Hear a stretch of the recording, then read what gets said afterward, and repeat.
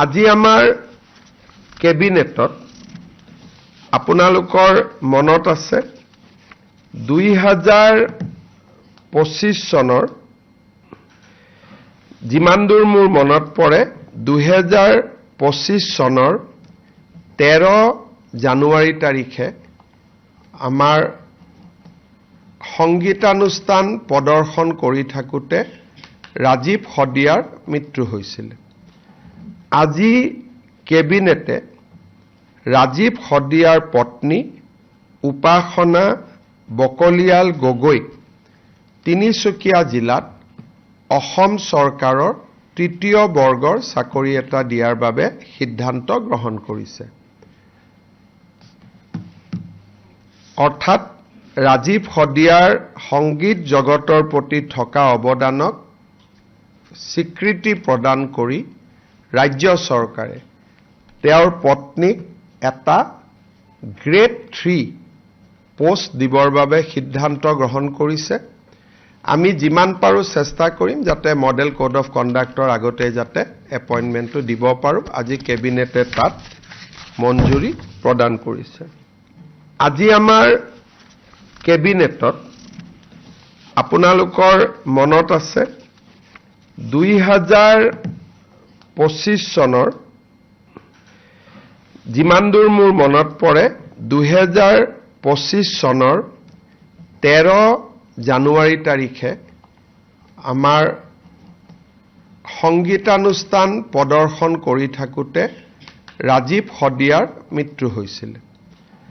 আজি কেবিনেটে ৰাজীৱ শদিয়াৰ পত্নী উপাসনা বকলিয়াল গগৈক তিনিচুকীয়া জিলাত অসম চৰকাৰৰ তৃতীয় বৰ্গৰ চাকৰি এটা দিয়াৰ বাবে সিদ্ধান্ত গ্ৰহণ কৰিছে।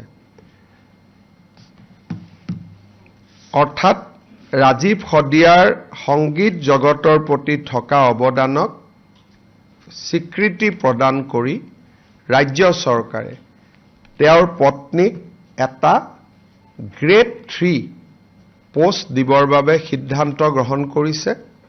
আমি যিমান পাৰোঁ চেষ্টা কৰিম যাতে মডেল কোড অফ কণ্ডাক্টৰ আগতে যাতে এপইণ্টমেণ্টটো দিব পাৰোঁ। আজি কেবিনেটে তাত মঞ্জুৰি প্ৰদান কৰিছে। আজি আমাৰ কেবিনেটত আপোনালোকৰ মনত আছে 2025 চনৰ যিমান দূৰ মোৰ মনত পৰে 2025 চনৰ 13 জানুৱাৰী তাৰিখে আমাৰ সংগীতানুষ্ঠান প্ৰদৰ্শন কৰি থাকোঁতে ৰাজীৱ শদিয়াৰ মৃত্যু হৈছিল। আজি কেবিনেটে ৰাজীৱ শদিয়াৰ পত্নী উপাসনা বকলিয়াল গগৈক তিনিচুকীয়া জিলাত অসম চৰকাৰৰ তৃতীয় বৰ্গৰ চাকৰি এটা দিয়াৰ বাবে সিদ্ধান্ত গ্ৰহণ কৰিছে।